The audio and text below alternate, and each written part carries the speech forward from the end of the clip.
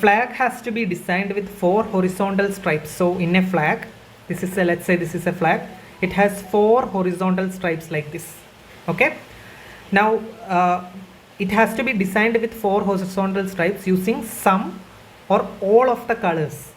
So colors are red, green and yellow. So using these colors I need to paint these stripes. Now what is the number of different ways in which this can be done so that no two adjacent stripes have the same color? Okay, so two adjacent stripes should not have the same color. Now in how many ways I can select a color in this stripe? There are 3 colors, so I can select any of the 3 colors. So there are 3 possibilities here. So let's assume that I choose red here. Okay, then how many possibilities are there here?